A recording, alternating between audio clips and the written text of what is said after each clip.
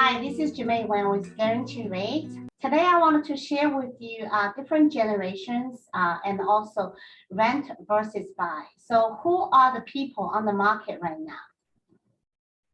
Obviously, the first group of people are baby boomers. These group of people, they are basically in their 60s and the 70s. They are ready to basically retire and enjoy life. They wanted to buy smaller house, easy to maintain, such as condo, high-rise condos, and smaller house, doesn't really require a lot of maintenance.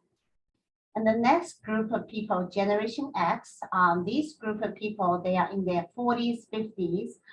They are pretty much like own the house already now. They have responsibilities to take care of older people, and also they still have to take care of children living at home. So these are a group of people that they probably wanted to buy a big house with extra room. The next group of people is millennial. This group of people, they are in their 30s.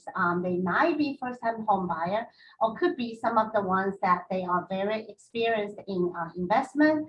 They already have like their own home. They wanted to move up, or maybe they wanted to buy a couple of rentals. And another generation is Generation Z. This group of people, they were born in late 90s and early 20s. 2000, and they are in their early 20s age, and some of them have made some money, and they also want to enter the housing market. This group of people, they are very familiar with social media and also technology, so these are the buyers as well.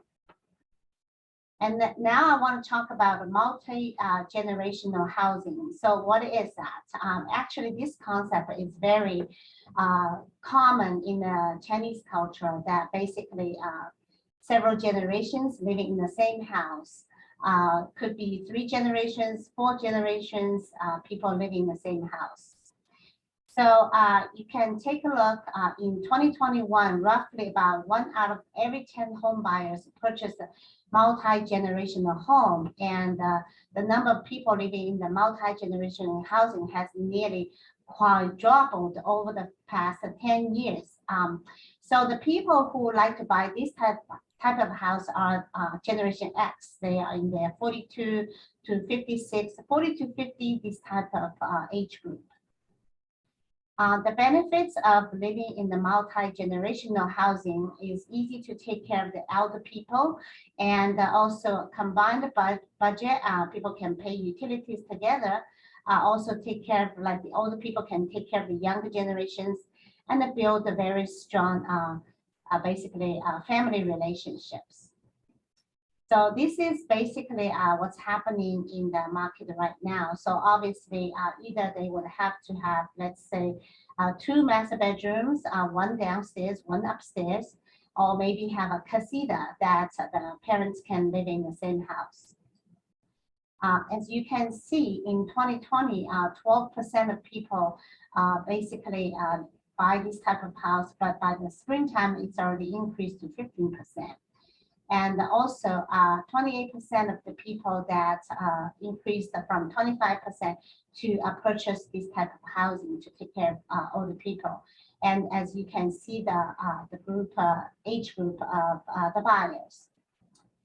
So the benefits we mentioned already, it's combined home buying budget, like a down payment. The parents can help to put down a down payment together. They can spend a quality time together, and then they take care of each other. And also everybody has a lot of space because the type of housing they buy. Now let's talk about the rent versus own. Okay, so green obviously is the color of US dollars, and so green is profit and the red is deficit, right? So if you're the renter on the left-hand side, you can see that you basically always bring the money to the landlord. But if you on the right-hand side, the green, and if you buy your own house, then you can basically build your own wealth. So right now, as inflation is so high, obviously the rent has gone up as well. Every month, the rent has gone up, and you pay $1,600, $2,500 $3,500, depend on what city you live in. So every time you get a paycheck, big chunk of your money goes to the landlord. But if you were to buy a house yourself, right, then even if you have to pay mortgage, at least, first of all, the principal that you accumulate from paying the mortgage is your own money. And also the house appreciates every year, and the equity in the house, it's your own money, it's your own wealth as well. For example, if you buy a house for 400,000, you put down 10%, which is 40,000. And let's say the house appreciates 3%, which is a very conservative number, because we know the inflation is 8 or 9% right now. But let's say if it's a 3% every year, 3 years later, this 400,000 house, you already have 36,000 equity in the house. Never mind the principal that you pay into the mortgage that also adds up to the wealth. So if you are a renter and you basically every month you give your money to the landlord, it's very difficult for you to save any money, right? But if you buy a house, you buy investment, and every time you buy, the appreciation of the housing market and also the money you put into a principal becomes your own wealth. Okay.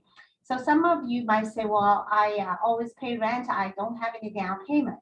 Well, we do have down payment assistance program to help first-time home buyer that you can utilize that, and you can basically use that for your down payment.